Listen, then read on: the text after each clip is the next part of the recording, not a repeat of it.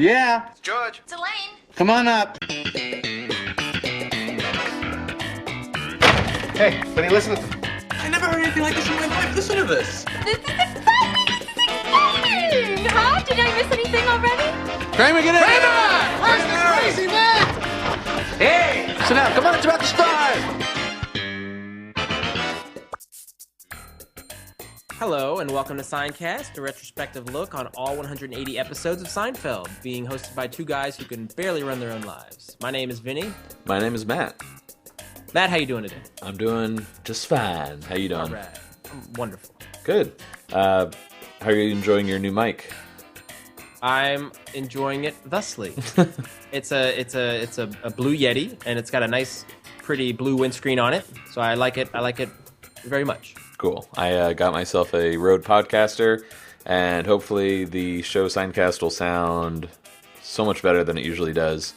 We had a few issues early on with our really cheap headsets that we were just trying to get by with, but I think we're going to stick with this show for the next couple of years. Mm-hmm. So we decided to step it up a bit for you guys. Hopefully it sounds good. Well, what do you say, Vinny? You want to get into some Seinfeld news? Please. Let's do it. Hey, I got news for you. Great news. And I got news. You ready? What? For our listeners that are near Bakersfield, California, on November 16th, the Bakersfield Condors, an affiliate hockey team to the Edmonton Oilers, will don puffy shirt jerseys in celebration to Seinfeld's 25th anniversary this year, 2014.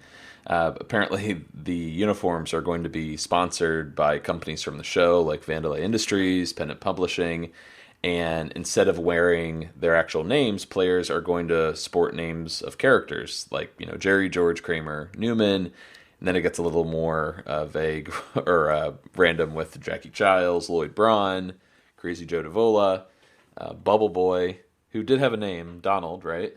That's right. But Sanger. It's Donald Sanger. Keith Hernandez, who's a baseball player, so that's a little weird. Mm-hmm. And they mentioned in this article there's one other name that they can't print here. Ooh, who what could name? that be? I'm thinking it's either the Soup Nazi or Dolores. Perhaps. Is there another name that's like, as a joke, like, oh, we can't mention here? I don't know. The low talker because you can't hear her? I don't know. Maybe. I don't know. But anyways, also going on, this is very similar to the recent Brooklyn Cyclones baseball game on July 5th that had a lot of cool Seinfeld events going on. At this hockey game, there will be a face painting activity. You can win Festivus polls. There's going to be a rickshaw race. Oh, also an Elaine-style dance-off. Also, if you come dressed as your favorite character, the best dressed costume will win a marble rye. So, wouldn't you say this sounds very similar to the baseball game I just mentioned? Oh, definitely. You got to wonder, though, since the seasons have different schedules, were these coordinated at the same time, or was this, paying homage to the Cyclones game? But either way, it's great for Seinfeld fans. Yeah, you kind of wish that more sports teams did this, but... Well, we should also be thankful that a show that's celebrating its 25th anniversary is still relevant and still popular, that organizations are doing this kind of thing. Mm-hmm. So I love it. Yeah, that'd be great. So, again, this is on November 16th, the Bakersfield Condors in Bakersfield, California. So, check it out.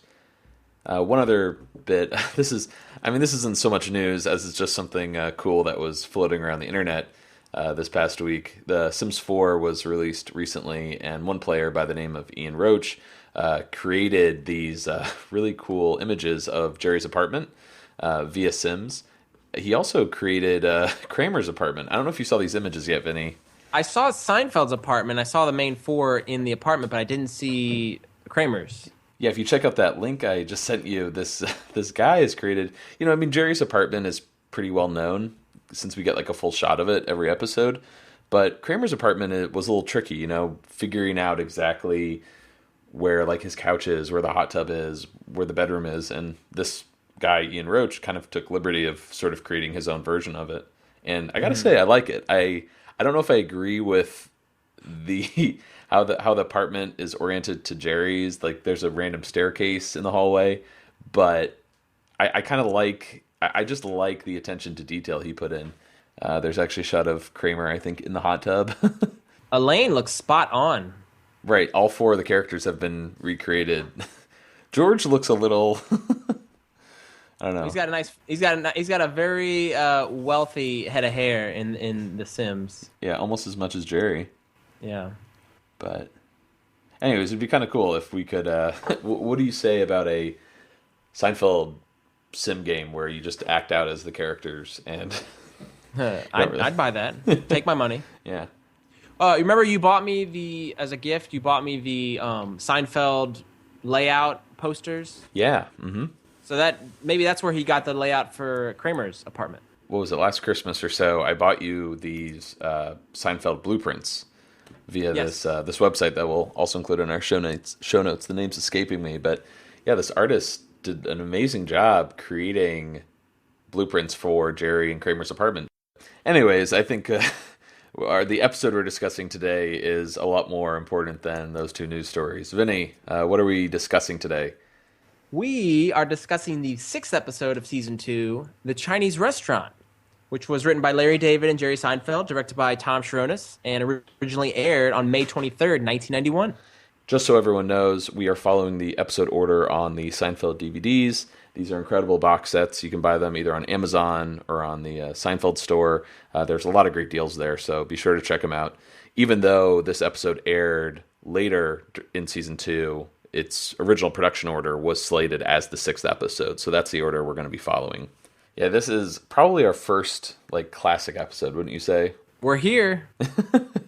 Which is, I think, part of the reason why we decided to get these new mics. We're like, oh God, we have to sound at least semi-decent for such an important episode. It was a celebration that we made it this far, and then also, yes, to, do the episode justice, we got some decent mics. Yes. Now, there is quite a bit of setup before we get into our discussion of the episode. People want to know the stories behind the stories. This all originated from a dinner Larry and Jerry had. They were at Genghis Cohen's on 740 North Fairfax Ave in Los Angeles. They were waiting for a table, and Larry just came up with the idea. He had one of his, many story idea notebooks with him, and he was just jotting the idea down. The idea being, it would be funny if we were watching our characters waiting for a table in real time. So that means this was most likely conceived during the run of the show. Like maybe in the first season, they were getting Chinese food, and then they had this idea. This wasn't one that Larry had in his notebook from years of living in New York. This happened in L.A. Yeah, this is probably the first episode we know of that happened. Yeah, while the show was in production, and Larry came up with it. Not saying it didn't happen already, but yeah, it's kind of nice to know that Jerry was there to sort of witness the birth of this idea. Another interesting nugget was that Karen Wilkie Newman, she was the writer's assistant. Jerry and Larry were known for writing everything out by hand, which I love. So old school. They didn't use, computers. They were all writing it out by hand. Then the writer's assistants would be typing it out. But she was kind of perplexed that there were no scene breaks, and she was very confused until she actually got through reading the episode that it all took place in the same location. Yeah, in fact, Warren Littlefield, one of the NBC execs, was pretty confused himself. He was reading the script, thought pages were missing, didn't understand that they literally go to the restaurant, they stand around, they can't get a table, nothing happens. And this issue actually spread throughout NBC. They thought the script as a whole was really static and wasn't appealing. Doesn't something have to happen in the show? And Jason Alexander said in interviews, he said he didn't know how he knew, but he knew that the network, they thought it was like a big FU to them. In what sense exactly? That you turn in a show like this, where there's barely any story, it's in the same location. They were pissed. Almost like it's it's a joke kind of. And yeah, I think there was some tension building with Larry David, right, during this time. Yeah, Larry David actually threatened to quit the show if the network were to force any major changes into the script. And Jerry actually backed Larry, which was nice. And NBC begrudgingly allowed them to produce the show without a lot of changes.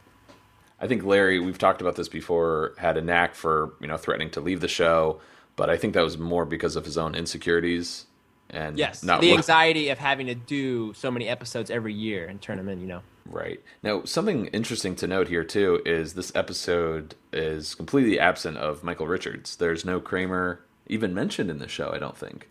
No reference to Kramer. Right. Going into it, I thought, I think they mentioned him once, like what he's doing, like why he's not there, or, sort of this early subplot of Kramer never leaving his apartment. But as we've seen in earlier episodes, like the busboy, he leaves his apartment. He does go out. Yeah, Michael Richards was very upset about being left out, and he thought he was being written out of the show. But the production crew had to reassure him, no, you're not being written out. This is just a one-time thing. And Larry David, in an interview, actually said he's not in the episode, as you just said, because that was part of the character. Kramer didn't leave his apartment. And he was confined to his apartment, never went outside. And then Larry David even said, which was very interesting, he said, had the episode been written a year or two later, we probably would have seen Kramer. I find it very interesting that you have these 4 main characters on this show, but one character is going to sit out for an episode because that's kind of real life. You don't hang out with the same 4 people every single day. Mm-hmm. So again, it's more realistic, I think. Yeah, no, it's true. I mean, the scenes that we've seen, like in Monks, for example, or in Jerry's car, they do include Jerry, George, and Elaine. Like we have sort of established like these are the 3 that hang out outside of the apartment. Kramer did leave in the busboy episode only because, like, I think that might have been a sign of trying to give more work to the actors in the episodes, not just leaving them to these 1 or 2 scenes. No, I think the way it was portrayed in season 4 when they were writing the pilot episode, where they couldn't figure out what to say for Elaine, I think it was more the inexperience of new writers trying to figure out how to incorporate all 4 characters into the show. Mm-hmm. But I find it very fascinating, or not fascinating, but it's just interesting that each actor in the show they're not in, whether it's Julia in the pilot or Michael in the Chinese restaurant. Also, the other episode that Michael is not in is The Pen, when Jerry and Elaine go down to Florida. And Jason, what episode is Jason not in? The Pen as well. Okay. But those actors were very upset when they were not in those shows. So they had discussions with Larry and Jerry about, if you're going to do this again, I'm not going to be part of the show. Right. It's tough when this is your bread and butter to not take it personally. Yeah. But you got to respect that they care so much about their craft and their art that they want to be a part of every single episode. It's not that they're just, because I'm sure they're still getting paid. Anyways, this episode, we don't really cover like how episodes are filmed, like, what day, what time. But it was interesting to note, this is all via little bits of trivia on the DVD set we already mentioned. Filming began at 7:30 p.m. and was wrapped roughly an hour and a half later, which is half the time it normally took for an episode. So this episode, this, one location setting really helped them fly through the production schedule, really fast. And after the show was handed in, Larry David said that NBC didn't even want to run it. They actually hated it.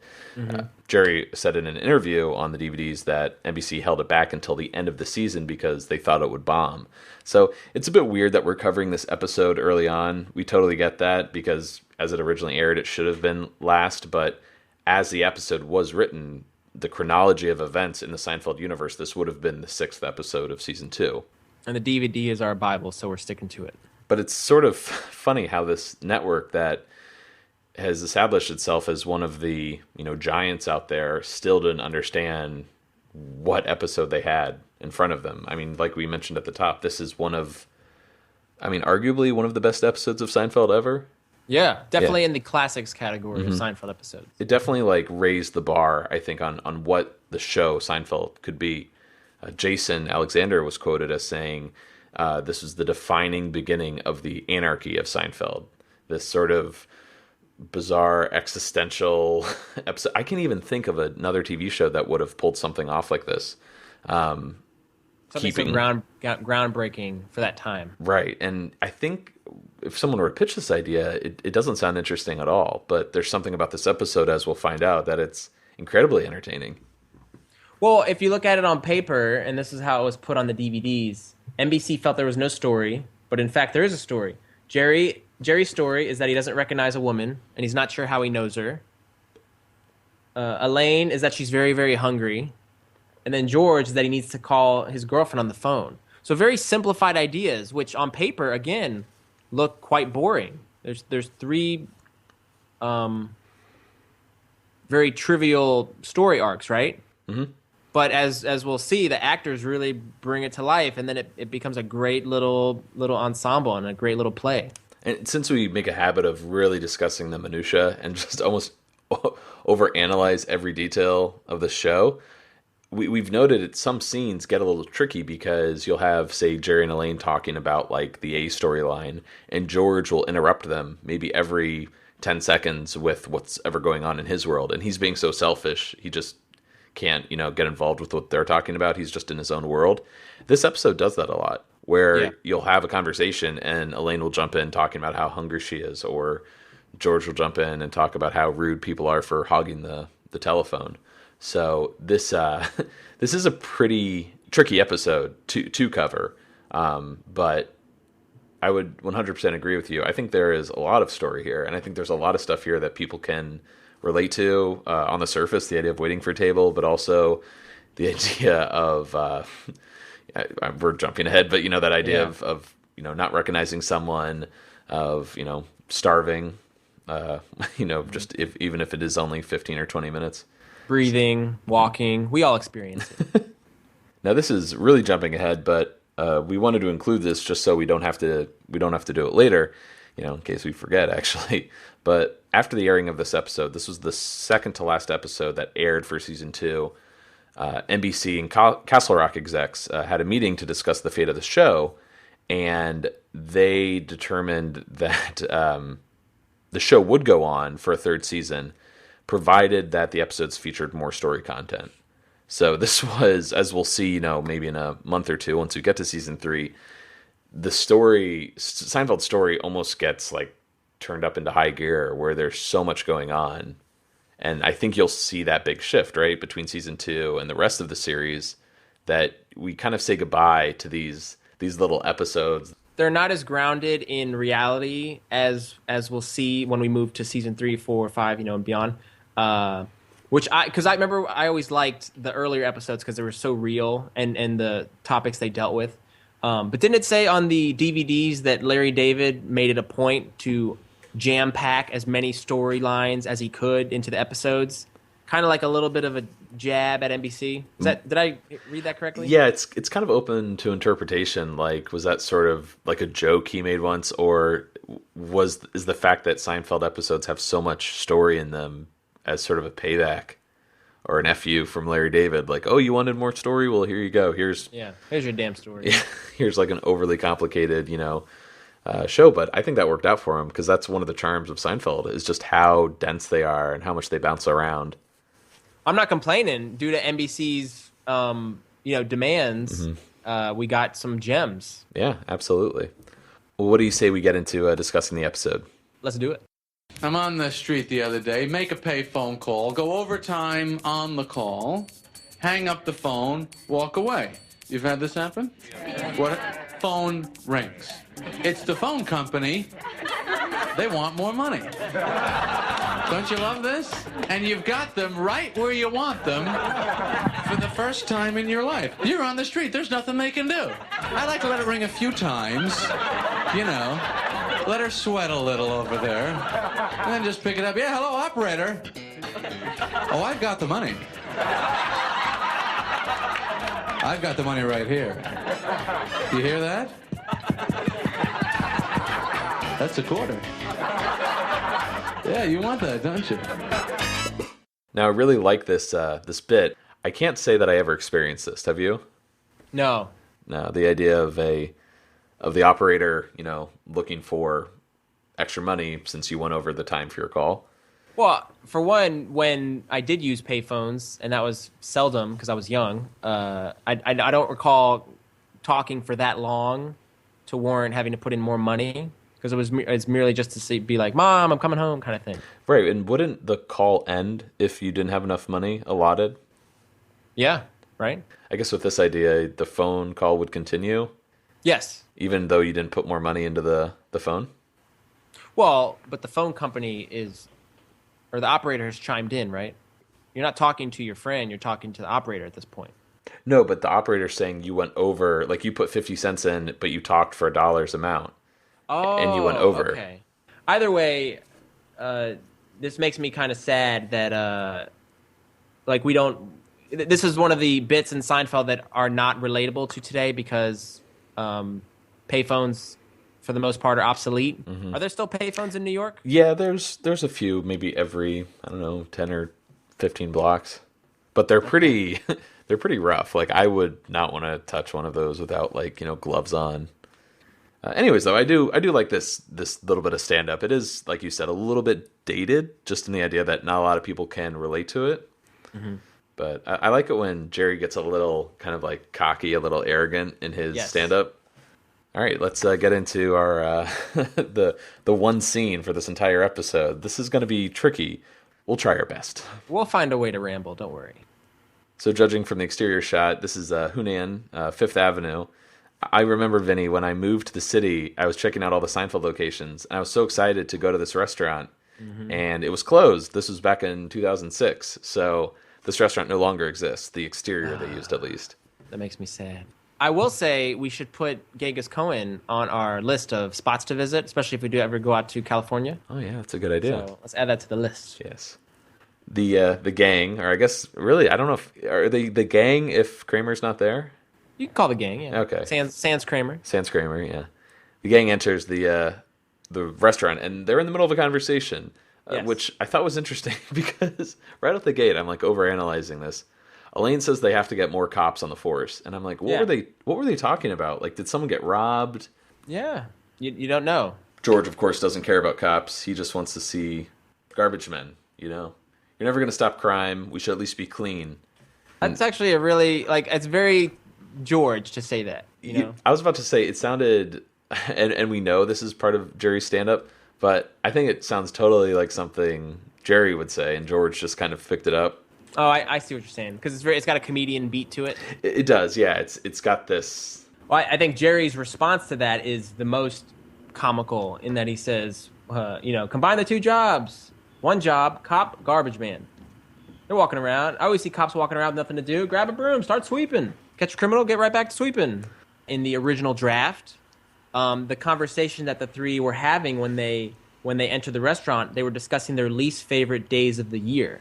So George, his least favorite was Halloween because he finds the constant knocking of the door very jarring. And, quote, frankly, I'm not amused by adults in costumes. They're dangerous enough without an alias. Elaine's was 4th of July. She said, all those sociopaths with explosives, you're walking down the street, then boom. And then George hates fireworks because everybody loves them. All these people staring up at the sky, oohing and eyeing for what? I ooh and ah over an air conditioning, call waiting, and the garbage disposal. Those are accomplishments. And Jerry, his least favorite holiday was New Year's Eve. It's not even a day. It's like the end of a jar of mustard. You're trying to get something out of it when you should just be throwing it away. Now that is beautiful. Yeah, I like those, but you have to admit, don't those all sound like the same voice? Yes, they do. It's almost like, like Jerry would be breaking all those down on stage, and he just lets each of the characters, take one of them. Perhaps that's why it was cut? Maybe. And also it sounds like it ran a little bit longer than this Garbage Men thing, but do you prefer it over the original? No, I like what we have. I like the cop garbage man discussion. But I just love hearing what could have been or what initially went through their head. Anyway, well, back to the conversation. Jerry says they should combine the two jobs. Elaine has a wonderful look on her face and looks very genuine, like she's really amused by what Jerry says. But she says, you should run for mayor. And Jerry says, nobody listens. And that kind of reminded me of when Kramer ran for condo president in Del Boca Vista in season 9's The Wizard. Also, didn't it remind you of the conversation that George and Jerry have when they're discussing the moving walkways around the city in The Pie? Honestly, it didn't. No. What makes you think of that? Just ways to improve the city. Okay, yeah, sure. That was kind of my thing. Yeah, maybe the idea of, everyone wearing name tags so the city is a lot more friendly.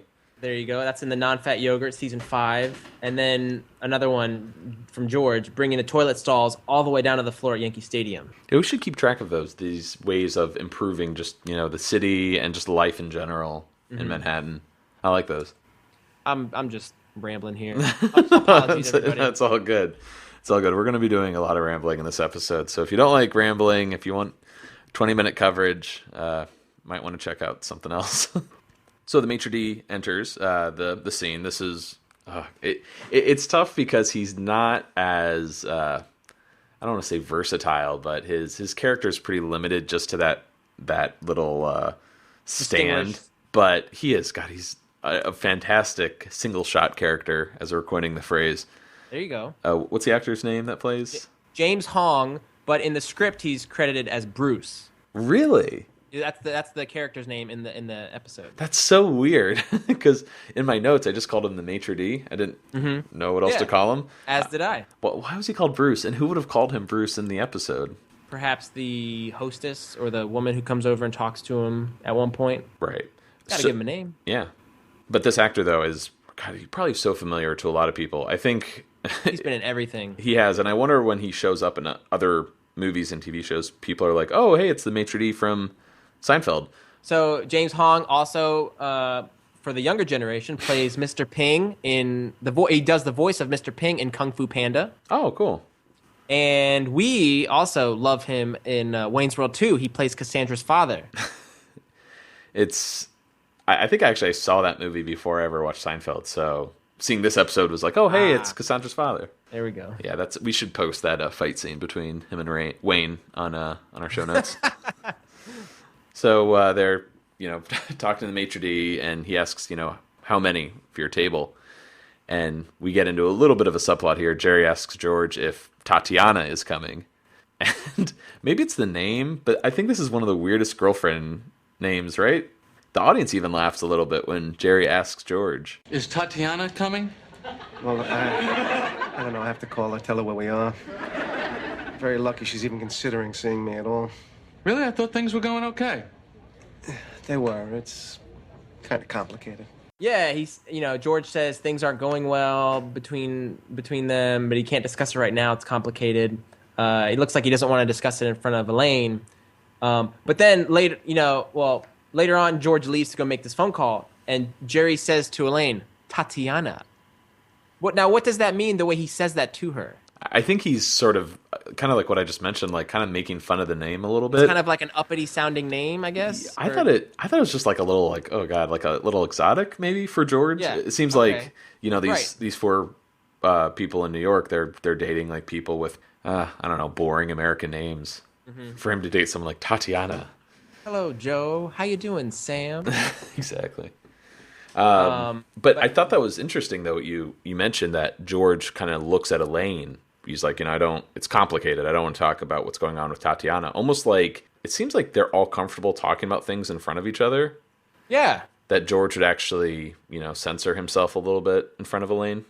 Well, as we learn in later seasons, George and Elaine relate to each other through Jerry, for one. But maybe because this one has to deal with, gastrointestinal issues, perhaps that's why he doesn't want to tell her, at least at this point in their friendship. But, later on they're talking about masturbation and eating during sex and all, they're talking, every subject is fair game. But it seems at this point, though, he doesn't want to discuss it in front of Elaine. Yeah, good point. So Jerry ends up deciding how many it's going to be, and he says 4. Seinfeld. 4. I'll be 5-10 minutes. I think we quote this one quite a bit. Like Seinfeld 4, 5-10 minutes, Cartwright. Like they're so simple. It's just incredible how one or two words can just become classic Seinfeld quotes. Mm-hmm. So as they, after they put their name in, we get Elaine's story for this episode, which, in NBC's eyes isn't much of a story, but I would agree it's not like overly complicated, but it is there. She's starving. She just like right out the gate wants to go somewhere else. She can't bear to wait 5 or 10 minutes for the table. Now, this isn't the only time that Elaine has been deprived of food in Seinfeld. Remember when she has to fast because she may have an ulcer? Yeah, that was pretty much what I was thinking of this whole episode, was this idea for getting just a little. She doesn't get nearly as delirious as she does that episode, but she's definitely not her normal self. She wants to go someplace else because she's so hungry. Jerry wants to stay so they can eat and make the movie. George goes on to make his phone call. Again, this is something else that kind of stuck out to me, is this is one of those instances where in today's day, George's storyline could easily be avoided. or easily be remedied with a cell phone. Exactly. Yeah, it's funny. George's might be a little, like topical or at least like stuck in time. The Jerry Elaine subplot of I'm too hungry to wait around for this table, and Jerry's like, oh, we have to make the movie. I still go through that nowadays. Oh yeah, and bickering about where you're going to eat, where you're going to go. So I don't want to say they lucked out. They knew what they were doing, but I think one reason why this episode is still so good is because it is timeless in a sense. Damn right. So George steps away, as you mentioned, to use the phone, and who do we have already using it?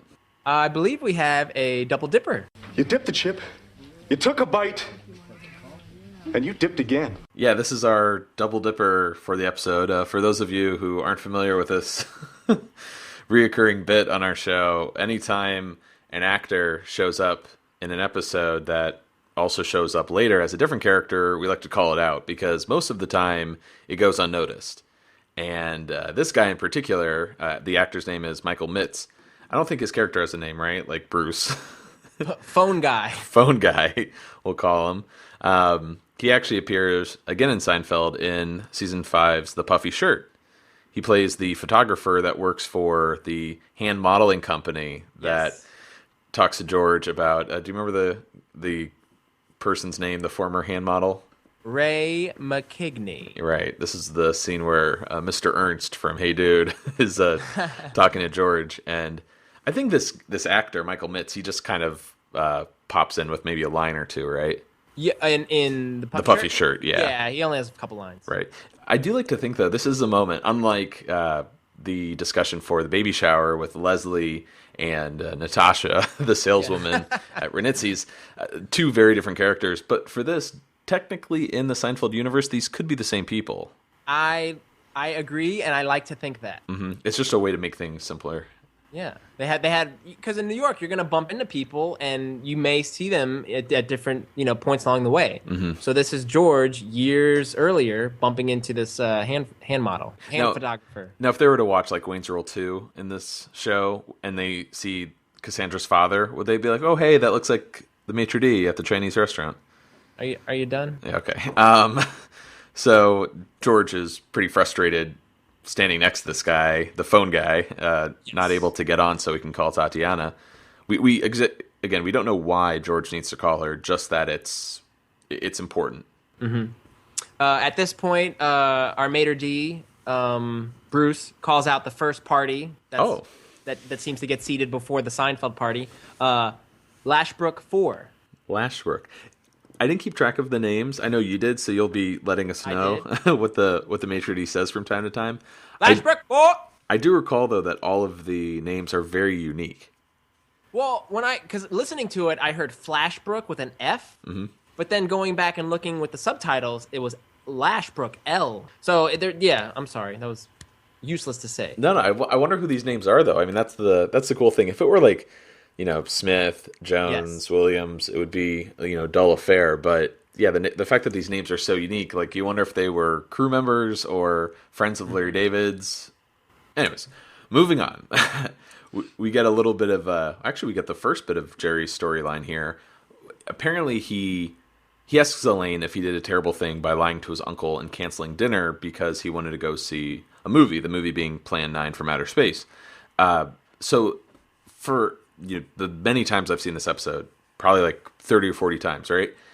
I always thought he was talking about Uncle Leo. Mm-hmm. But as the episode goes on, and we can talk about this later, it might not be Uncle Leo. But why? For what reason would it not be Uncle Leo? Well, because we're jumping ahead, but when he finds out who this woman in the striped outfit is, Lorraine, she works with his uncle. Yeah. Does Uncle Leo... We don't know if Uncle Leo even works, right? We don't know if he works or if he's retired. So technically... I mean, I guess because he's old enough to be retired. Yeah. Because he's the same age, or similar age to Helen and Morty. Or actually, he's older than Helen and Morty. Yeah. So yeah, I guess you could assume he's retired, but it's kind of cool thinking that, hey, this might be... And for good reason, this might be Uncle Leo, and Jerry does not want to have dinner with Uncle Leo. You know what I mean? Yeah, that's, I think, maybe why I always jump to it being Uncle Leo, because it's like something Jerry's avoiding. Mm-hmm. Well, not just avoiding, but he wants to go see this movie. Because he wasn't like, oh my God, I can't stand my uncle. I want to avoid him at all costs. But But yeah, this could also be Uncle Mac from the Stakeout episode. Hey, there you go. That's possible. And he looks to be about the same age as Uncle Leo, so I guess the whole argument, like, oh, he's not, probably working, it gets thrown out the window. But I think for the fact that we see Uncle Leo, another, 24 times, and we never see Uncle Mac again, it probably is Leo. Perhaps.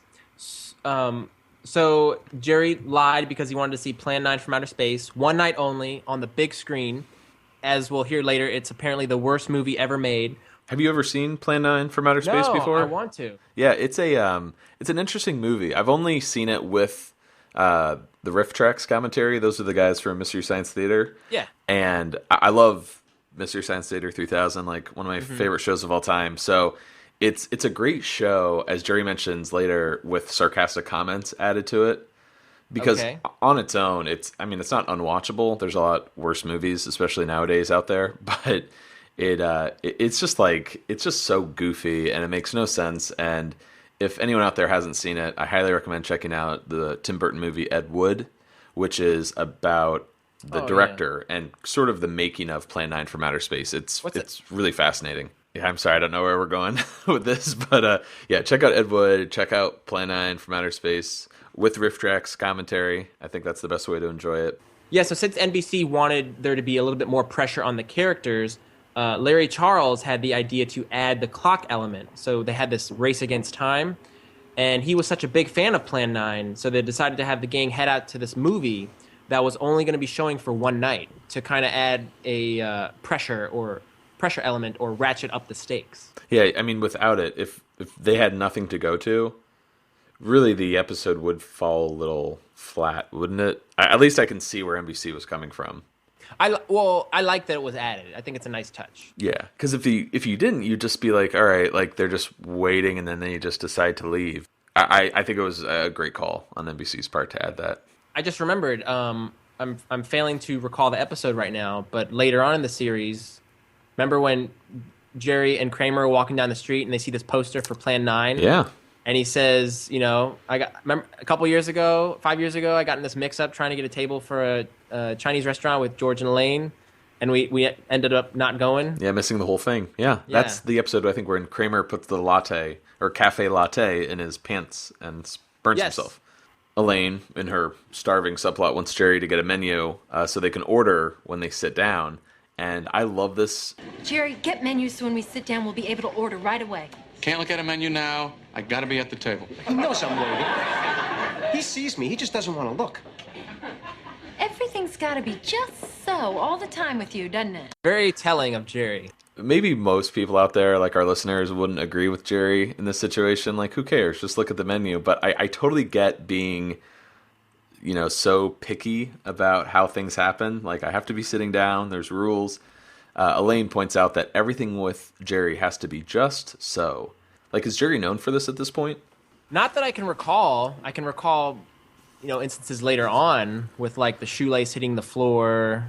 That's the end of that, in the bathroom. Mm-hmm. And especially because, Elaine seems to be so, I guess what I was getting at is, Elaine seems to be upset with him, frustrated with him.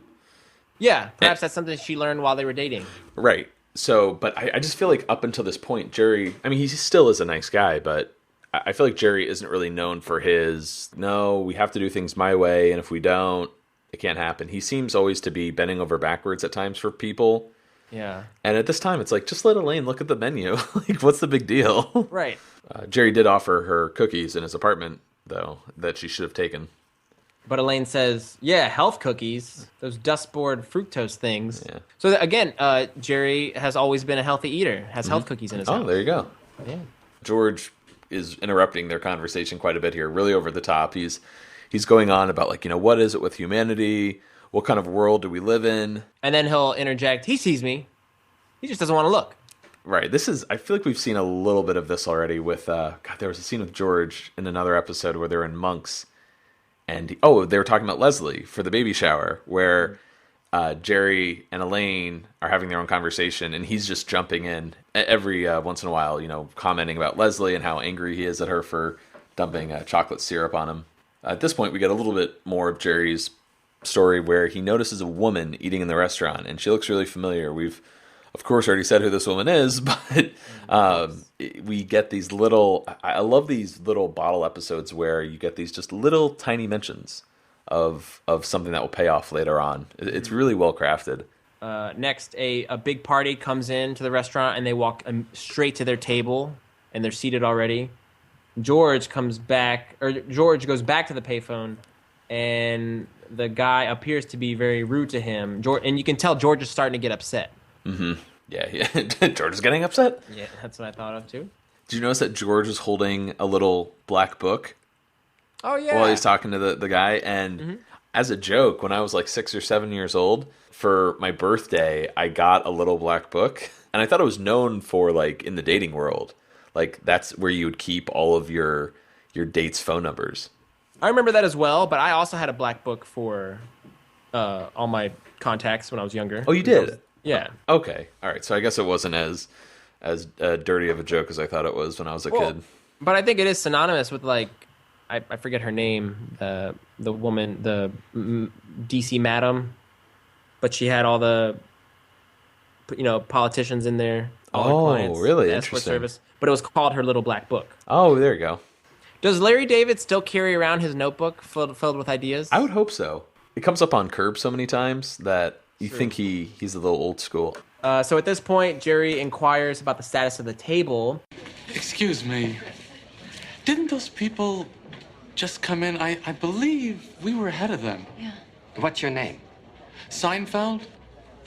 我得啦，佢話佢有4個人，佢話佢嚟先。咁好講俾佢聽嚇。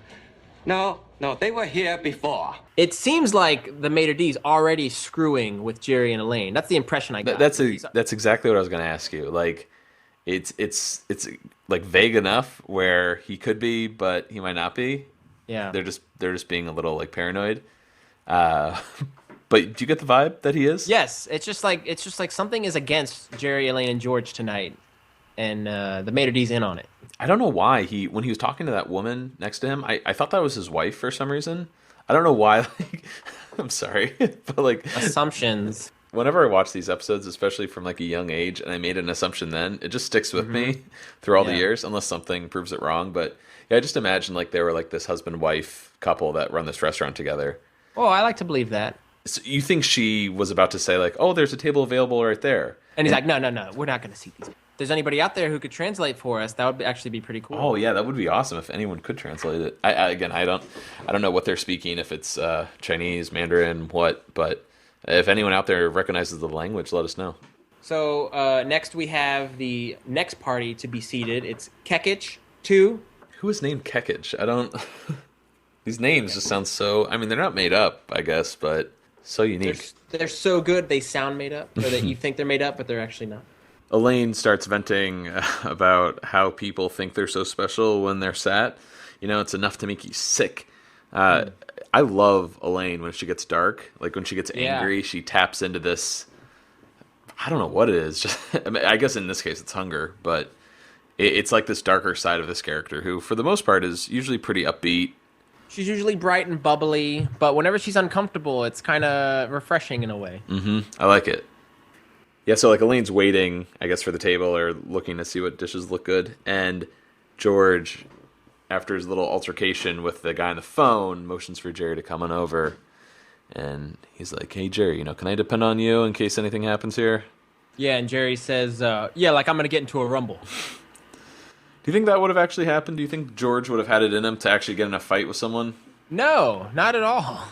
George does not seem the type. I mean, he's confrontational, but he's also going to cower as well if somebody, I think, stands up to him. Right. Look what happens when starts mouthing off to Ray Thomas or Ray Wojcinski, the guy who cleans apartments. Oh, yeah. The Columbia student.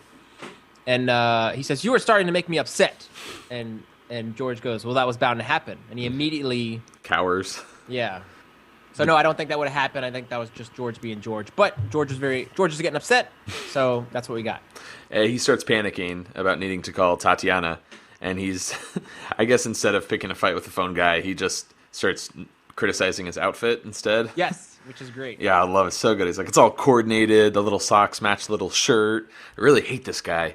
I love that. Just you have to go for like the low blow. You're not able to actually, stand up to someone else. You have to critique their wardrobe. Yeah, and you're ugly. We get a little bit of a beat here where, Jerry's asking George who that woman in the stripes is, and he doesn't know. So we move on to the next stage of the episode where Elaine has a very intriguing point of view here. She says it's not fair that people are seated first come first serve. It should be based on who's hungriest, which is a pretty, I think, deep thought. You could apply that to culture as a whole, and really who needs things more should be the ones who get them. Oh, see, that's funny. My response to that was, yeah, Elaine, and how does that work? Like, I was, describe to me how that works in a society. And to be fair, Vinny, I think that's a great point, because if I were to say, people in this country deserve, certain benefits because of their situations, you could combat that and say, well, how do you determine who needs something more than another? Whether we're talking money or food or whatnot, it's a pretty debated issue. But she feels like walking over and taking some food off of someone's plate, and such a great bit here. You walk over to that table, you pick up an egg roll, you don't say anything, you eat it, say thank you very much, wipe your mouth, walk away, I give you $50. What are they going to do? They won't do anything. In fact, you'll be giving them a story to tell for the rest of their lives. $50? You'll give me $50? $50. That table over there, the 3 couples. And Elaine has this little bit here. I love this, because there are always stipulations. At least friends have dared me in the past to do something, and I do it, and there's something like, oh, well, you didn't do it a certain way, and Elaine wants to make sure there's not some loophole, like she didn't put mustard on the egg roll. Well, she's wise to, Jerry and George kind of being, smart Alex. Mm-hmm. Well, I could see George doing that, because as we know from the robbery episode, when they're flipping the coin for the apartment, he's like, oh, interference, it hit the table. It hit the table, it doesn't count. So it seems like Jerry would be a pretty honest guy when it comes to a dare or a bet. Elaine asks George if she should do it, and he's like, for $50, I put my face in their soup and blow, which is another it's such a great line from George in this episode. Now, help me, walk me through what goes on here, because I had, like I've said many times, I had a certain understanding of what happened when I was younger, and it stuck with me this entire time, so. Well, first of all, I love what she does, and that she's really confident before she walks over, and she does this little, flick of her waistband. I'm grasping the world at my fingertips. But she walks over, strutting her stuff, and she's talking through her teeth at the couple and explaining the situation to them. I know this sounds crazy, but the 2 men who are standing behind me are going to give me $50 if I stand here and eat one of your egg rolls. But did you notice that it sounds like it's done in a voiceover rather than her actual recorded, voice on set? Yeah, so that's what I was going to bring up. Well, I always had trouble with this scene because I never understood that she was saying these words through her teeth, because it always came through so clear that for years I thought she was just smiling and she was nervous, and we were getting a little bit of that voiceover work that we had in earlier episodes, and I thought that she was so nervous she didn't have the courage to say those things just because it came through so clear, which confused me, because later when she gets back to Jerry and George, she tells them, she's like, I said this, I offered them $25, and I'm like, no, she didn't. She was thinking that. And it wasn't until I actually my IQ points went up a little bit that I realized, she was talking through her teeth. But, I mean, don't you think it's a little ineffective, though? Or at least confusing, because... Yes, I would agree it's confusing, because I thought that the same thing, especially rewatching it. You really... It is so crystal clear that it seems like a thought that has occurred in the past, like Jerry having his voiceover thought to himself, or Elaine as well. I wonder if they tried in the voiceover with that ADR work, if they tried to have Julia grit her teeth a little bit and talk. And is this the... we have the Double Dipper segment. We should have another segment for moments like this. Perhaps called something like, Here's Larry. Yeah. Something like that. something like cheesy. That. We'll figure it out. What do we got here, Vinny? We have one of the first appearances, albeit audio of Larry David. So after, Elaine says, I'll give you $25 if you let me, eat the egg roll. You hear Larry, actually, we'll let you guys hear Larry. I'll give you 25 if you let me do it. What did she say? What did she say? Someone tell me what she said. What did she say? Right. It's like he's just repeating the same thing over and over, which I think Larry's perfect for. Just kind of like belligerent old man, like, oh, what'd she say? What did she say? Did you notice that when you hear Larry's voice, if his voice was intended to be one of those three men, it doesn't match up because you hear his voice on every different shot of the men. So, yeah, do you get what I'm saying? Like Larry, technically, he would have to be a fourth guy somewhere that we don't see on camera. Well, I'm curious, like, why didn't they just have one of the actors at the table say it for one? Like, what did they just really like Larry's voice? I think because it sounds very comical, so they wanted to throw it in, or why not have Larry be sitting at the table being one of the elderly couples? Good point. I think at this point he was pretty young, maybe to like he'd stand out if he were in the scene. But this goes to the episode with Elaine's Christmas card, the nipple card. There's a coworker of hers at Penn and Publishing sticks his head in the door and he's like, "Hey Nip, you got that? Whatever." That's Larry David's voice with that extra. You don't see it's like behind his head when he talks, so they could add Larry's voice. I heard, I think it was on the DVD somewhere that an extra gets a rate, right, for an appearance, but they get paid more if they have a speaking line. And I don't know if this is true. Maybe someone can like confirm or deny this, but I heard that they try to save money, or maybe they're just not getting the delivery they want from that extra. That could be it too. Yeah. That Larry would do the voiceover or the ADR to replace that actor. But in this situation, I don't think it's. I mean, it could be both. Who knows? But maybe they just needed like a clearer sort of like understanding, because without Larry saying, what did she say? You don't really understand like what the old people are doing. Like they're just looking at each other and there's mass confusion. Yeah. You can't deny though that Larry's voice is so funny that it just works. So anytime you just hear him, it's fantastic. Yeah. So Elaine runs back to the group, and last episode in our discussion of the jacket, you were asking, or you were wondering if there was a shot used in the finale montage. Yeah. The what do you call it? Like the penultimate kind of clip show to the finale. Yeah. That awesome. The Superman montage. Yeah, the Superman montage. This shot I know is in there where Elaine runs back and links arms with him. I love that shot. Jerry points out that the phone is free, and George is like, "Hallelujah," and heads over to it. Right. There's actually a deleted scene, and if you look in the actual cut of the show, there's a shot of George walking over to the phone. You see him grab his leg, by his hamstring area, but then they cut to a different shot. George, your phone's free. Oh, hallelujah. What's the matter with your leg? Oh, I think I pulled a hamstring when I stayed in that hotel in Boston. You know how they like to tuck the bed corners in hotels? I can't sleep all tucked in like that. I feel like a mental patient. So I kept trying to kick the covers out. I couldn't get them out. I don't know what they did down there. I keep kicking and kicking. I can't get it out. It was like a camp joke. And all of a sudden, snap, pulled it. Excuse me, I was waiting here. Where? I didn't see you. I've been standing here for the last 10 minutes. I won't be long. What do you think of this deleted scene? Is this something that you feel like they should have left in?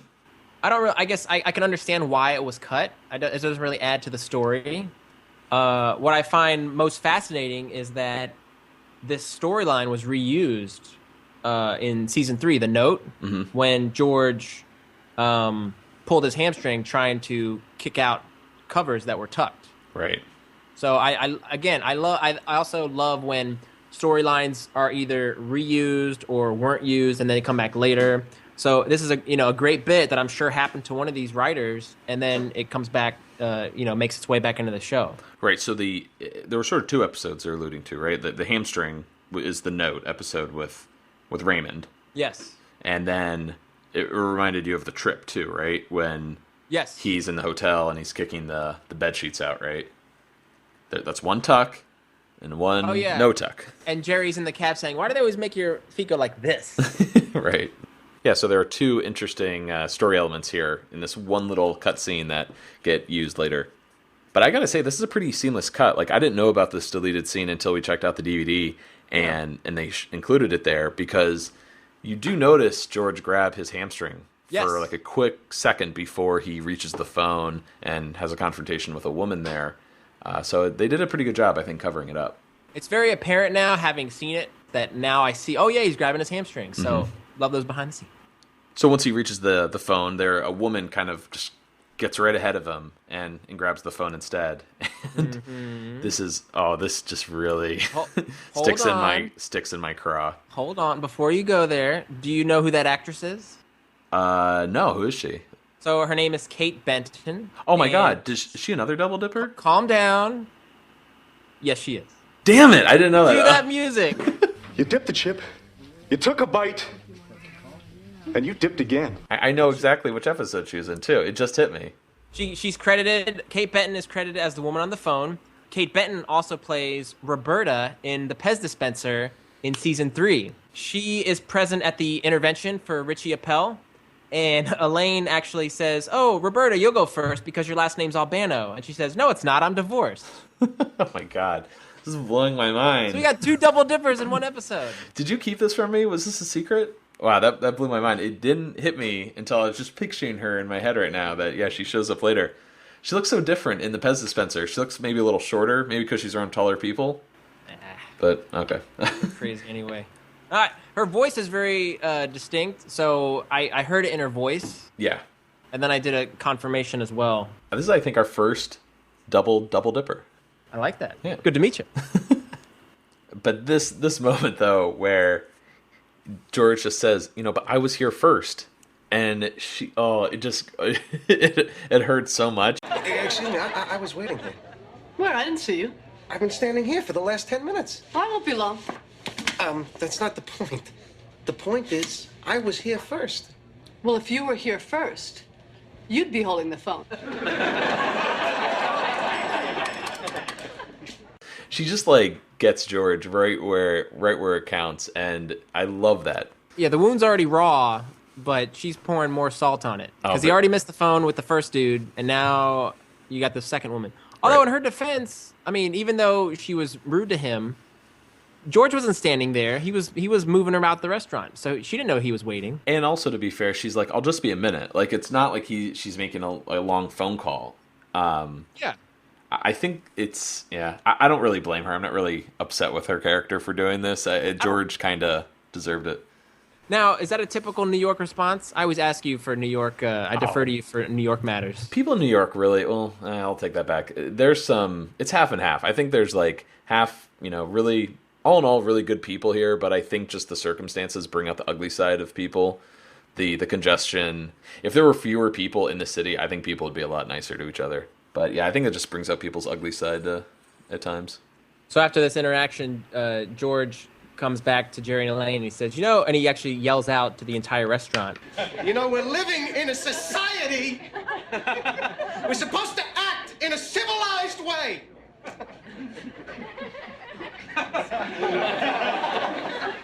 Does she care? No. Does anyone ever display the slightest sensitivity over the problems of a fellow individual? No. No. A resounding no. Hey, sorry I took so long. Oh, that's okay, really. Don't worry. And George, just in such a sincere way, says, oh, that's okay, really. Don't worry about it. Oh, it's great. What a setup. Man. Yeah. And that would be me to a T. Like, if I was pissed at somebody and then they came back and apologized, I'd be like, that's okay. Don't worry about it. You're good. It shows really just where the writing and the humor really shines in this episode, because I think old George, and even later George for that matter, it would be enough to have him just ranting and raving like a lunatic. But that little twist at the end with the guy apologizing is just, it's solid. It also shows a kind-heartedness to George too, like he's still pleasant and courteous to his fellow man, as opposed to being a jerk the entire time, throughout the duration of the interaction. Yeah, totally. Elaine has a little moment here. She's, continuing to go mad with her hunger. she's going to go see what dishes look good. But before she does, she's like, how do people fast? And again, connects with the episode, the suicide episode you mentioned earlier. And also, did Gandhi get this crazy? Yes, and that was what I picked up on was in season 6, The Old Man. Gandhi's referenced again when Elaine is visiting an elderly woman as part of a volunteer program. She learned that this woman had an affair with Gandhi. Mm-hmm. With Mohandas. The Mahatma. I have to point out, though, that was season 4 of The Old Man. I just don't want you to get called out. Oh, is it season 4? Yeah. Ah, thank you. I'm just saying that because if someone corrects us, it's just gonna, you won't leave your house for weeks. Yeah.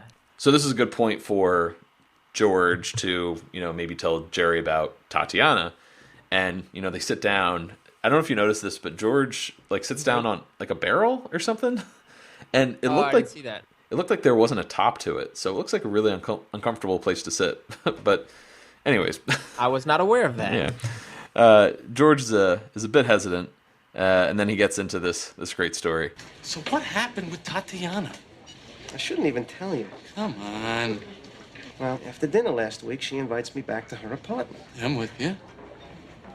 Well, it's this little place with this little bathroom. And it's like right there, It's not even down a little hall or off in an alcove. You understand? There's no buffer zone. So we start to fool around, and it's the first time, and it's early in the going. And I begin to perceive this impending intestinal requirement whose needs are going to surpass by great lengths anything in the sexual realm. So I know I'm going to have to stop. And as this is happening, I'm thinking, even if I can somehow manage to momentarily extricate myself from the proceedings and relieve this unstoppable force, I know that bathroom is not going to provide me with the privacy that I know I'm going to need. This could only happen to you. So, I finally stop and say, Tatiana, I hope you don't take this the wrong way, but I think it would be best if I left. You said this to her after? No. During. Oh, boy. Yeah. Wow. So? So I'm dressing, and she's staring up at me, struggling to compute this unprecedented turn of events. I don't know what to say to reassure this woman, and worst of all, I don't have the time to say it. The only excuse she might possibly have accepted is if I told her I am in reality Batman. And I'm very sorry, I just saw the bat signal. It took me 3 days of phone calls to get her to agree to see me again. Now she's waiting for me to call, and she's still on the phone. This is one of the weirder George stories, and I gotta say, it gets a little. It's not toilet humor per se, but it's bathroom etiquette. But I think dealing with any type of issue trying to get to the toilet. I guess when Kramer's trying to make it to the bathroom, and he gets mugged. But I think that's a issue on everybody's mind, is being away from your home base and then having to, especially if it's something that's uncontrollable, which George, it seems like he's feeling. The way it's handled too is so tasteful, and George is probably uncomfortable talking about it, which is why he's really using a lot of terminology to sort of like avoid saying, "Yeah, I was with my girlfriend and I really had to take a shit, so yeah. I had to leave." And that is what happened, right? That's how I took it. Right. Jerry's like, this happened after. So was he saying like you had sex and then you decided to leave? Or was he saying you decided to leave while you guys were fooling around? I think they were fooling around. He started to get those rumbles in his stomach. And then he's like, we gotta stop. Mm-hmm. So is Jerry then saying you should have like finished fooling around, whatever, before saying he was going to leave? I think he was just kind of hoping that it's bad enough that this happened to you, but it'd be worse if it happened during. So it's like, please tell me it happened after. You're able to persevere and make it through. Mm-hmm. Yeah, that's no good. But this was impending. So he had to get the hell out of there. I've never been specifically stuck in this situation, but there've been like so many times in my life when usually when I was like a teenager and I was like really like, I don't know, excited about hanging out with a girl or something like that. But I'd be so nervous leading up to it that I'd like sort of like sabotage the whole evening. So George says it's this little place with this little bathroom. It's right there, not down a hall, or in an alcove. There's no buffer zone. So can we talk about a real life situation that this relates to? Sure, yeah. Let's talk about the bathroom in your apartment. Go ahead. How long have you lived there? Too long, about 4.5 years. Too long. So you walk. How do you describe that apartment? I don't know. It's a 1-bedroom, but it's since I live here with my wife. We don't really mind the fact that the bathroom is connected to the bedroom. You have to open the door to the bedroom to access the bathroom, which has another door. So sure, lots of people get up tonight to go pee, and you got to open this door, and I think the door creaks just a little bit, and then I'll see you poke your head up, which is always fun in the middle of the night. Do I? But sometimes. God.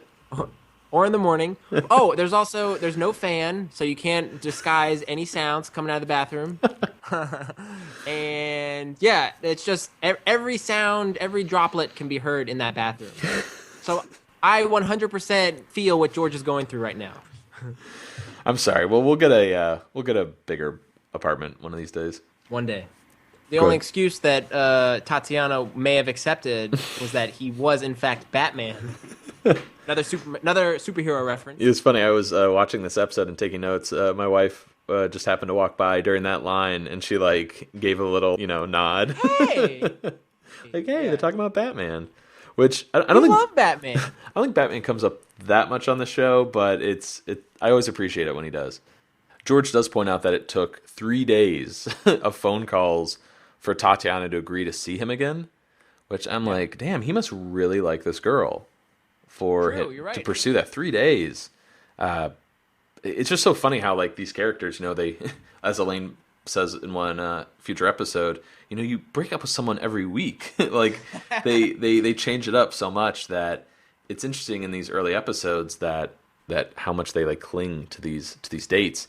I don't want to use the word cling, but maybe they care. There's more compassion. Mm-hmm. I think. What it also could be is when George is embarrassed because like this is his fault. He wants to maybe like save face or clean up his image a little bit by maybe having her give him a second shot. Yeah, like he'd have no problem, breaking up with someone, but when it comes if it was on them. Yeah, exactly. But since this is his fault, maybe he has like a duty to right this way, Mr. Duty. to clean up this mess and air out the stink he left behind. Could you imagine though what Tatiana must be feeling? Is you're in the most intimate situation with another person, and right in the middle they stop and says, "I think it would be best if I leave." Mm-hmm. Like the inadequacy she must be feeling. Right. You know what I mean? Like I didn't even think of that. What she must be going through. So it makes sense that it took her that long to agree to see George again. Yeah, so George is really eager to call Tatiana, but this woman from the Pez dispenser, different character, right? No way they could be the same. Could be Roberta. But if they were, wouldn't Jerry and Elaine recognize her? Yes. Maybe it's a twin sister. So Elaine, comes back to the duo, and she says how much she hates this place. She's never going to eat there again. And there's this little cute moment here. I can't relate to it. I don't really know what she's talking about. But she says, remember when you first went out to eat with your parents? It was such a treat. They serve you this different food that you never saw before. They put in front of you, and it was such a delicious and exciting adventure. And now I just feel like a big sweaty hog waiting for them to fill up the trough. Did this do it for you? Yeah, you can't relate to that? Not at all. Like I didn't know what she was talking about. I like that line about the trough. Like you feel like a big sweaty hog. But yeah, the deal with the parents, I don't really remember that. You don't remember going out to eat with your parents when you were young? No, I remember that, but it wasn't like this exciting, great adventure. At least I don't remember that feeling. I actually recall in Clinton, Maryland, we used to go to this Chinese restaurant, actually. Oh. Perfectly fitting. But I used to always get the shrimp with lobster sauce. And funny thing was, I'd only eat the shrimp. I wouldn't eat the lobster sauce because I was nuts back then. But that was food you couldn't, your mom and dad didn't make for you at home. So getting that was like, oh man, it was so good. It was such a treat. So I totally connected with Elaine when she said that. So did you notice, though, and I sent you a picture of this, when Elaine sits down, there's a nice close-up of her when she's giving this little monologue. But did you see the brooch she's wearing? Yeah, what is that exactly? It looks like something straight from the Oregon Trail. It's a wagon with an ox pulling it. It's so random. Do you see it? I do, yeah.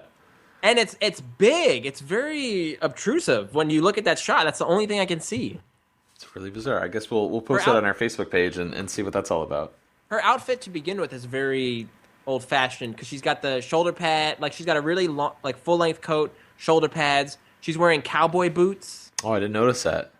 Yeah, when you walk in, when she walks in the beginning, you can see it. It is that long coat though did stand out when she goes to talk to the old couple table. She does something. I think like she puts her hands like in her pockets or something, and it really goes to show like, wow, that's a really odd outfit she's wearing. Fortunately, the woman is off the phone. George, goes to call Tatiana, and Elaine here is, pressuring Jerry to talk to the maitre d' again, Bruce, and I don't know why they didn't say this earlier. Just tell them that they want to catch a movie and they're late. Maybe they needed to wait that 5 to 10 minutes to see if it actually was accurate. And we get, I think, probably the weirdest moment of this entire episode. Yeah. I don't know why this. I'm not saying this doesn't do it for me. I mean, it's a great episode, but it is weird. It feels like filler. A character enters the scene who, in the script, was described as 40-ish, garrulous, expansive country club type. And that's Mr. Cohen, I guess, to a T. Hey, what stinks in here? Mr. Cohen, haven't seen you for a couple of weeks. Well, I've been looking for a better place. Better place. Want a table? No, just bring me a plate and I'll eat here. Bring him a plate, you eat here. Come on, I'll give you a table. What's up with this guy? Is he... I guess he's like that guy that, even though he hasn't shown up for a few weeks, he's like... He always comes by. He's like kind of Mr. Big Shot. He's a regular at the restaurant. Everybody loves him. And, I like it because he gets a table. He probably has his own table that's like his. Mm-hmm. You want your, regular table. But I think it's like the final straw. Like this is the third or fourth person that's come in through the door that has been seated ahead of the Seinfeld party. Right. His main purpose is to show, like, this guy literally just walked off the street, but Mr. Cohen is always there. His jokes, though, like, hey, what stinks in here? It's like the most... I don't know if this guy has, like, mob affiliations or what he's supposed to be, but... I like him. I think it's a nice... It's adding more fuel to the fire, and it... I feel like Bruce, the maitre d', I feel like he's sticking it. Right. And he's almost turning on... He probably always turns on the charm with Mr. Cohen, but it seems like he's turning it on even more because Jerry and Elaine are just, like, dying watching this guy get seated ahead of them. George finished his phone call, and he's frustrated because Tatiana wasn't there. She left. She was probably waiting for him, but, George couldn't get to the phone because of the other people. So... he told her to call him at the restaurant, and it might be the first appearance of this, right? He told her to tell anyone, whoever picks up, to look for a balding, stocky man with glasses. Yep. First appearance, right? Or first mention. Yes, of that description of the George character. Self-described. Yeah, self-described. I had no idea that George coined that phrase, a balding, stocky man with glasses. I thought that was like... Kramer or Elaine, someone in the movie episode. as much as I love the ending of this episode, which we'll get to in a couple minutes, and it is a perfect ending, but I thought an alternate ending that would have been kind of cool was, let's say George did leave a message telling Tatiana, hey, come down to the restaurant, we're going to be here, and then we're going to the movies. But then everybody gets, as happens in the episode, everybody gets really upset and decides to leave and go in their separate ways. They all walk out of the door, and then you see this woman walk in. Mm-hmm. So the Seinfeld party has left. Tatiana walks in and says, oh, I'm looking for the Seinfeld party. And then Bruce were to say, oh, it'll be about 5-10 minutes. Oh, yeah. And the episode were to end that way. Oh, yeah, that could work. Totally. So then you see not only did the Seinfeld party get screwed over, but now Tatiana gets screwed over again. Mm-hmm. Yeah, I could definitely see that. I wonder if that was ever an option, or at least a consideration in this episode. Nobody listens. So we get into Jerry's main subplot here. We finally get an answer. The woman. Here comes that woman. Is it a little creepy how she approaches him? It's like she just has this like frozen expression on her face, and I'm like, Yeah. But she approaches Jerry. Hi, Jerry. Hey. How you doing? How is everything? Good. What's going on? I'm working hard. And you? Oh, working around. Same stuff. Doing whatever. Have you been through this before? There's often times when I have been introduced to somebody, I get their name, I repeat it during the handshake, but then for the life of me, the next time I see them, I can't remember it. And rather than ask them, I'm going to wait as long as possible or see if somebody else mentions the name. Yeah. Or I'll even ask a friend. I'll be like, what's this guy's name again? Sometimes I'll have an entire conversation with someone. I don't know their name. They'll say my name like 3 or 4 times. And I somehow, the conversation wraps up and I never once said their name. And I'm like, oh, I got away with that one. But it's so obvious when someone doesn't say your name. Yeah. It's really like, all right, you don't remember my name. That's cool. Evidenced by Jerry's, hey, how you doing? Now, this is incredible that I think, at least, that Elaine kind of, she gets it and she jumps in and introduces herself. No, wait, hold on. Before, I think she's like reveling in letting Jerry squirm. Yeah. Jerry's really uncomfortable, and she's looking at him, and she's got a big smile on her. And this is what we've been talking about in the past couple episodes of they like kind of playfully, jabbing at each other. Mm-hmm. So this is one moment which is very awkward for Jerry, and she's letting him kind of sweat a little bit. Hi, I'm Elaine. Oh, Lorraine Catalano. I'm sorry. Lorraine, this is Elaine.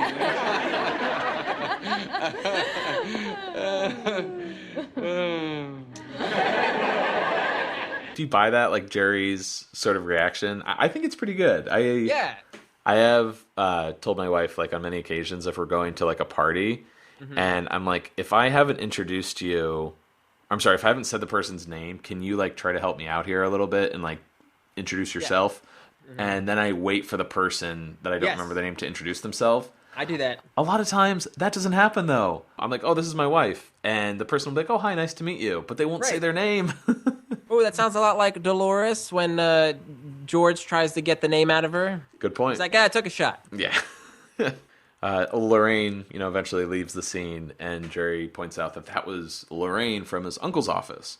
Again, I don't see Uncle Leo working in an office. I don't know why. Probably not. He's got to be retired at this point. He comes off as the kind of guy that wants to be retired as soon as possible and sort of just drift through life. I don't know if you get that vibe, but I actually could see like Uncle Leo being a barber type because he gets to converse with people on a daily basis. He's not grabbing their arm because he's got scissors in his hands, but something where he's always interacting with people so he can brag about Cousin Jeffrey. Right.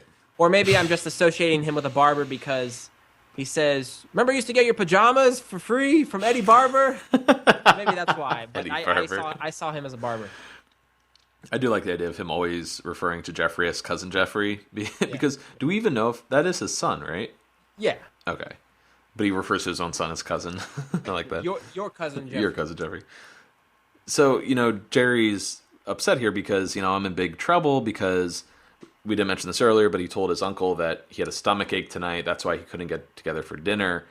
And we get on this little rant Jerry goes on about the thread of the reaction of calls, I guess I should say, that this is going to set off. From New York to Long Island to Florida. It's like the Bermuda Triangle. My uncle to my aunt to my mother to my uncle, and my uncle to my cousin to my sister to me. Maybe we should use names here. So it would go from, let's say it's Leo for whatever reason. Okay. Let's say it's Uncle Leo to Aunt Stella? Because Stella is his wife. So good one. Uncle Leo to Aunt Stella to Helen. Helen, I guess, back to Uncle Leo. Yes. And then Uncle Leo to Jeffrey. And then Jeffrey to this mysterious Jerry's sister, right? Yeah. And then the sister to Jerry to cap it off.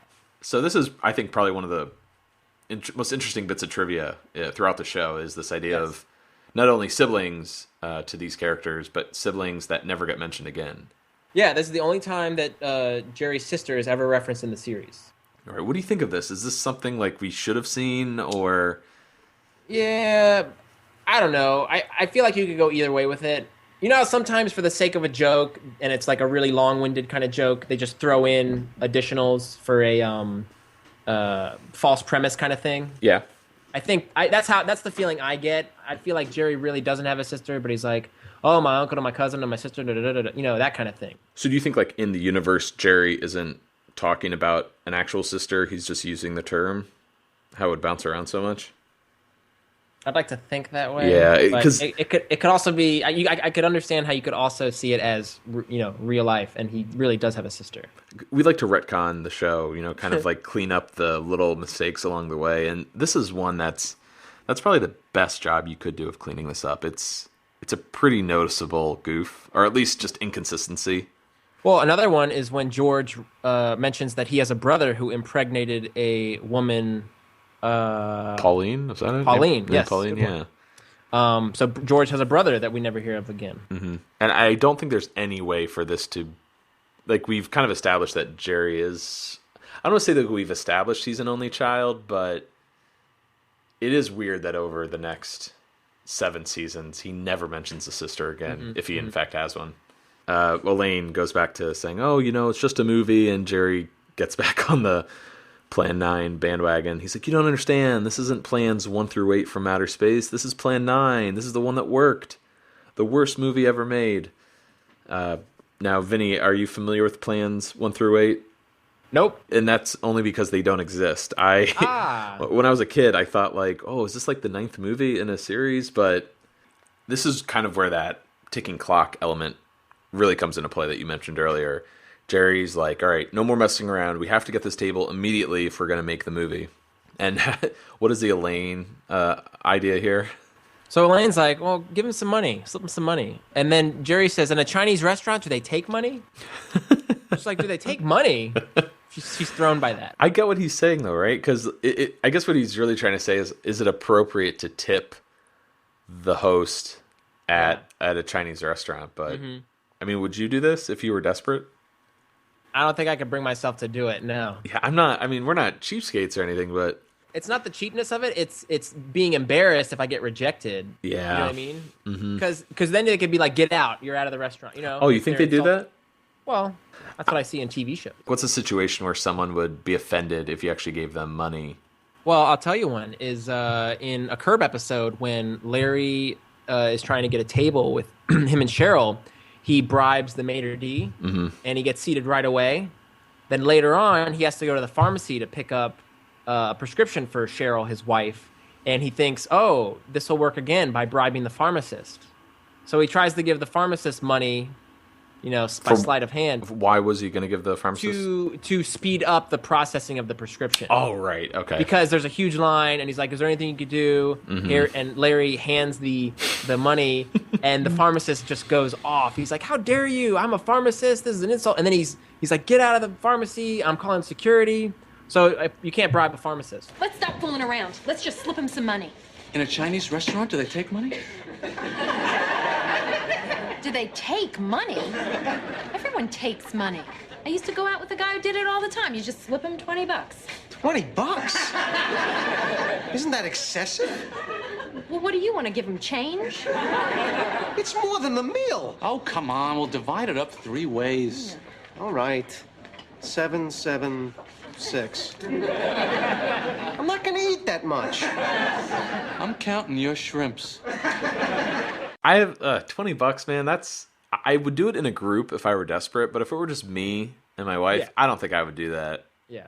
It just depends on the situation, I guess, and like how desperate we are. Well, George makes a good point. That's more than the meal. Yeah, that's a really good point. And Elaine does say before this that she went out with a guy who did it all the time, which it's a very forgettable line, but whenever one of the characters mentions like someone they dated, I always wonder like, oh, is that someone that we've already talked about before? Maybe the Wall Street guy, high finance. It sounds like, because I thought to myself actually when she said that, I was like, I'm surprised Elaine would date a guy that would be that type to slip people money to get a table. You know, that seems like a Don Draper kind of character. They agree to divide the $20 3 ways, and great George moment. I mean, this is like the character moments that almost write themselves. He's shining in this episode with his George isms. He's like, all right, 7, 7, 6. He's like, I'm not going to eat that much. And then Jerry, which is awesome, is I'm counting your shrimps. I love how he pluralizes it. Yeah, I was about to say, isn't shrimp just shrimp no matter what?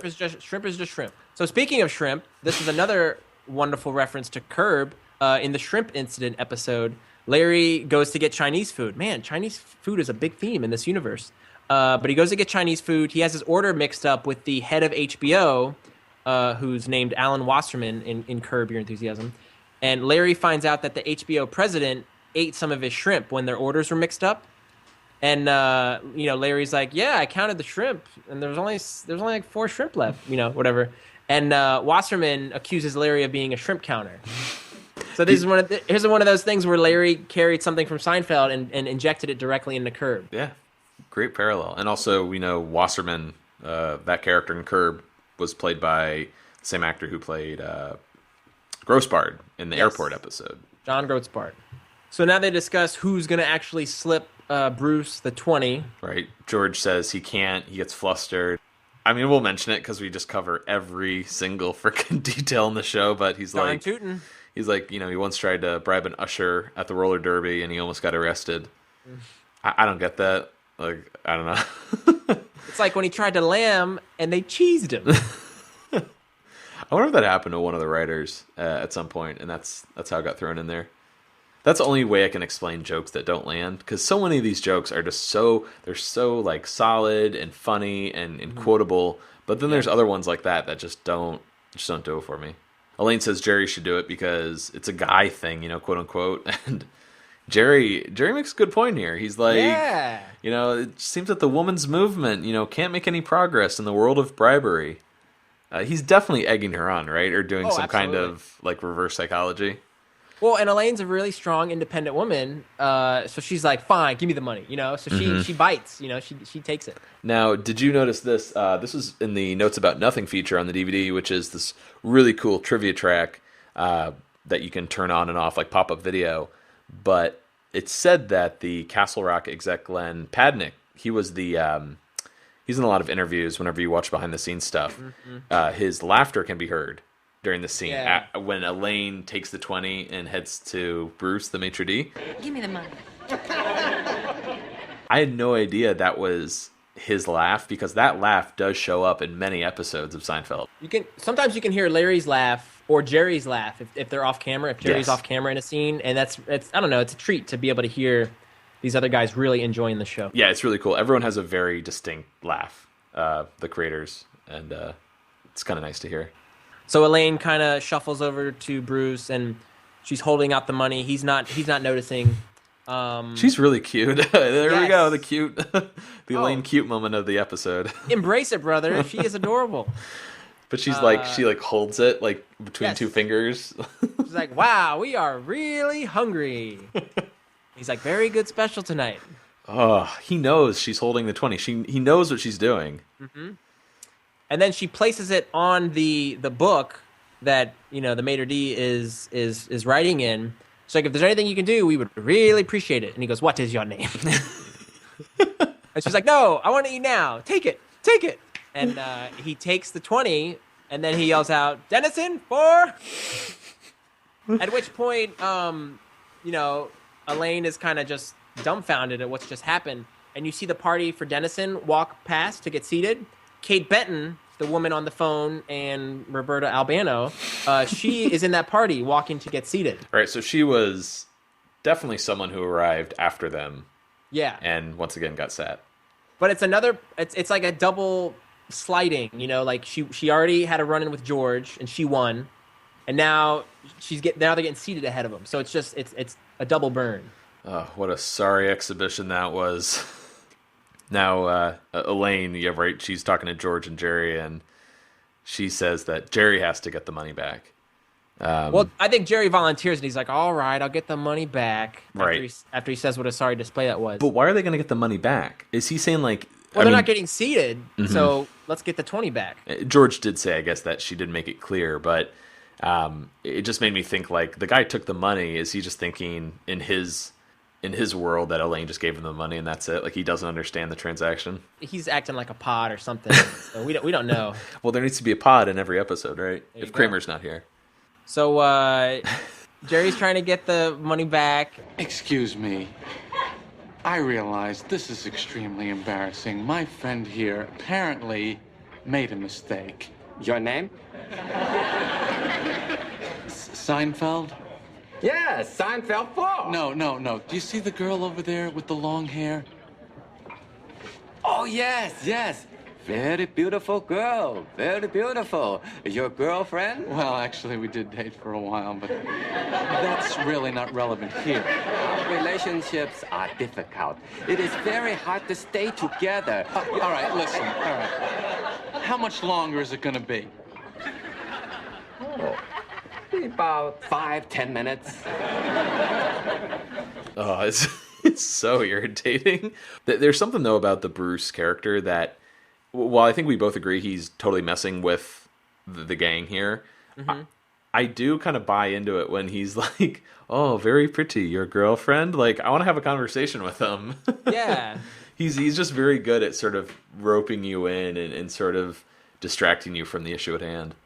So this is, I would argue, pretty much like the last portion of the episode, right? They since they've tried every method of getting sat, Jerry doesn't see how there's any time to eat and see the movie. So, Elaine has to eat. Jerry says, let's just get it to go. We'll eat in the cab. And I feel like you have like a little debate here, right? Elaine's like, Chinese food in a cab, which I agree. That doesn't make sense. I think it would be possible. I think eating anything with utensils in a moving vehicle is tough. Oh, I can make it happen. As long as I'm not driving, I could do it. So then Jerry's like, well, let's eat in the movie. And she's like, where do you think you're going? You think they have picnic tables there? But although some movie theaters nowadays, like, that's the thing, is you get to eat and drink during the movie. You can have actual food, not just popcorn. Even though Elaine is saying, oh, there are no picnic tables, I could still, I think, pull off Chinese food sitting in a movie theater. Couldn't you? Yeah, because if you have the cartons, you can hold the carton right up to your mouth, and then if you drop, a piece of chicken, falls right back in. It'd be tough with the chopsticks. I'm not really proficient with the chopsticks. I'm working on it. That would be tough, but I think I'd feel more embarrassed, because of the smell, because Chinese food has such a distinct smell. Like, you're right. That would fill up the whole theater. Now, I don't know if this is the first mention, but Elaine suggests that they leave now, they go to Skyburger, and they scarf him down. Yes. But Jerry doesn't want to go to Skyburger, and he points out it's in the opposite direction of the movie theater. What do you think Skyburger is? Is it like it's not a McDonald's, but I don't think they had gourmet burger places at the time like they do nowadays. The Five Guys and the Elevation Burger. I thought it was a fast food type like a McDonald's. Mm-hmm. That was just a generic name. Yeah. Speaking of which, originally in the script it was called Jet Burger. And then during rehearsals, they changed it to Skyburger. What is that about? Like, not sure why. Yeah. Yeah, that's interesting. Maybe there was Jet Burger, didn't make sense. Sounds like someone's name, maybe. Hi, I'm Jet Burger, attorney at law. So Jerry and Elaine continue to argue. Jerry suggests that they try eating popcorn for dinner. Cartwright! And it also points out, hey, there are also hot dogs there, but Elaine is like, movie hot dogs. Cartwright! She'd, rather lick the food off the floor, which I thought was pretty accurate of movie hot dogs. You know what else that reminded me of was season 7 in The Gum, when Kramer eats a hot dog to prove that Lloyd Braun is not crazy. And he subsequently gets sick and vomits on the sidewalk. Why was that hot dog there? Like, it was all shriveled and... It's been there since the silent era. George decides to check with Bruce, the maitre d', the host, about Tatiana's call. Excuse me, I'm expecting a call. Costanza? Yes, I just got a call. I yell, Cartwright! Cartwright! Just like that. Nobody came up, I hang up. Well, was it for Costanza, or...? Yes, that's it. Nobody answered. Was it a woman? Yes. I tell her, you're not here. She said curse word, I hang up. He is so good, man. He's delightful in this episode. Yeah, there's something about him where he's just so. I mean, you obviously couldn't have brought him back for other episodes. It would have been a little tricky, but I'm glad we got this, and he really is the supporting character. Like, he has replaced Kramer for this episode, just in terms of like the fourth key cast member. Would you say it's the takeaway joke from this episode? Cartwright or Seinfeld 4 maybe? Yeah, I think those two are very quotable, like we said, and just very distinct to this episode. 5-10 minutes, of course, as well. Yes. Yeah. So George looks pretty upset here, right? He's like, just, go to the movies. He's not in the mood. Elaine isn't going either, right? She's going to go to Skyburger. Yeah.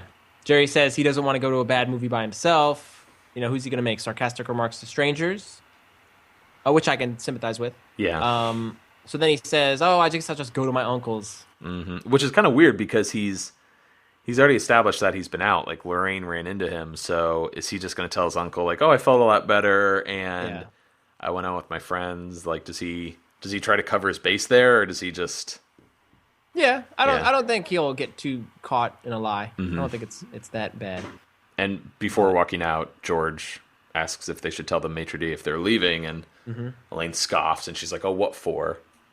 And as they leave, it's perfect. The maitre d' shouts out, Seinfeld 4! It's such a great capper to this ending. I don't see how NBC could have looked at this episode and said, this is no good, or this is going to bomb. Well, I could see on paper, having read the script, being like, nothing's really happening. But after seeing what they came up with and what was, on film, I thought they'd be like, damn, this is great. But before we get to our overall thoughts, we get one little bit of stand-up here to close us out. Hunger will make people do amazing things. I mean, the proof of that is cannibalism. Cannibalism? What do they say? I mean, they're eating. This is good. Who is this? I like this person. I would think the hardest thing about being a cannibal is trying to get some really deep sleep. You know what I mean? I would think you'd be like, who is that? Who's there? Who's there? Somebody there? What do you want? You look hungry. Are you hungry? Get out of here. He's like, the hardest part about being a cannibal is trying to get some really deep sleep. You're nodding off, and then you're just, who is that? Who's there? Yeah, it's like Mr. Marbles. Yes. It's like, someone there? Get out of here. Yeah, I like this. This is it's a nice way to type the episode. I don't think it in any way makes the episode any better. Like, there's something so perfect about that Seinfeld 4 last line that... Oh, yeah. I mean, that's your high note right there. Mm-hmm. It's almost like a formality. Like, they have to wrap up with a little bit of stand-up since they've done it so much before. That was the formula at this point, was beginning and ending with stand-up, sometimes having it in the middle, but yeah. But in those later episodes, I mean, you get a freeze frame on just like a killer line. Mm-hmm. My mother bought me some panties and they're all laid out for me. Just like, just those high notes that are just classic moments. So, yeah, it's a shame we couldn't have gone out on the Seinfeld 4, but stand-up's pretty good. I like that they're sticking to the formula. That's nice. Yeah. And notice they're still doing static credits where it's just stills with the credits rolling on top, versus in later seasons, we'll point out when it happens, they'll actually include extra material. Mm-hmm. Well, I guess we're going to come to our portion of the show here where we're going to give our final thoughts and ratings. So, what do you think? Well, I absolutely love this episode. It really brought me back to, being young, seeing it for the first time, and being like, what is this? But, man, from start to finish, it was just so tight, and the writing, it just flowed like poetry, back and forth. And we even said it had this nice Abbott and Costello feel.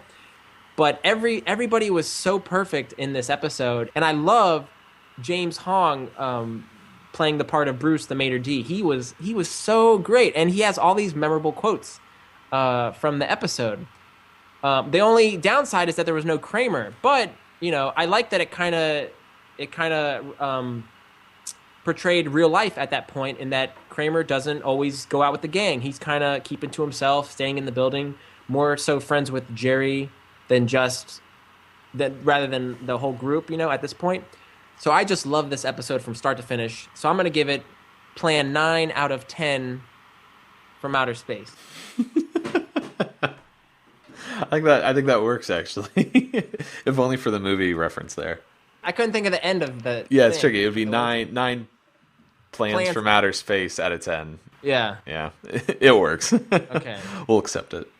I mean, what can be said about this episode? It's really tough when you're doing such a classic episode. I mean, for the most part, Seincast is really just a retrospective. Like, as everyone knows at this point, we're painstakingly going over every scene bit by bit, and you can kind of lose a lot of the sort of review portion out of it. Like, we really just talk about what lines we like, and we kind of go off on our own little tangents. But this episode is, by all means, I think, one of the absolute best episodes of Seinfeld. It's really hard to get into why this episode was so important to the show as a whole, but I think it really showed that this could be a show about nothing, but really be a show about everything at the same time. It's something that I don't think we see a lot of nowadays. It's an episode that really pushed the envelope, and I'm glad NBC gave them a shot to try this out. Thank goodness that the show was sort of flying under the radar at this point, and NBC could afford to take a risk with an episode like this.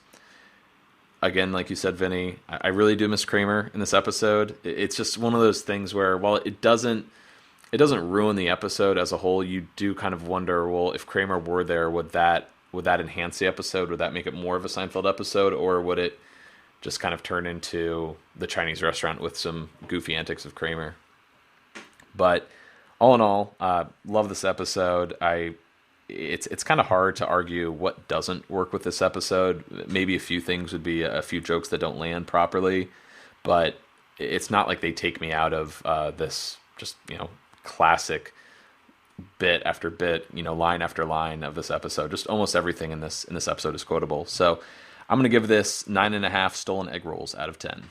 9.5. You couldn't finish the half of egg roll? No, I couldn't. It's too much. I'm holding off from giving an episode a perfect 10. I don't know if any episode will ever get a perfect 10, but I think, like I said, this is up there with some of the greats for sure. All right, that's going to do it for us at Seincast. Vinny, can you let everyone know how they can get in touch with us? Sure thing, buddy. You can email us at seincast@gmail.com. You can also find us on Facebook. Follow us on Twitter @Seincast.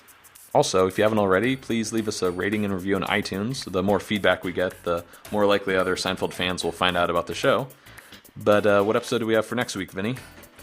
Next week, we'll be discussing the 7th episode of Season 2, The Phone Message. But for now, I'm Matt. I'm Vinny. Signing off. Seinecast is not endorsed by Castle Rock Entertainment, Sony Pictures, or NBC, and is intended for entertainment and information purposes only. The official Seinfeld site can be found at sonypictures.com/TV/Seinfeld. Seinfeld, the Seinfeld logo, and all names, pictures, and audio of Seinfeld characters are registered trademarks and/or copyrights of Castle Rock Entertainment, or their respective trademark and copyright holders.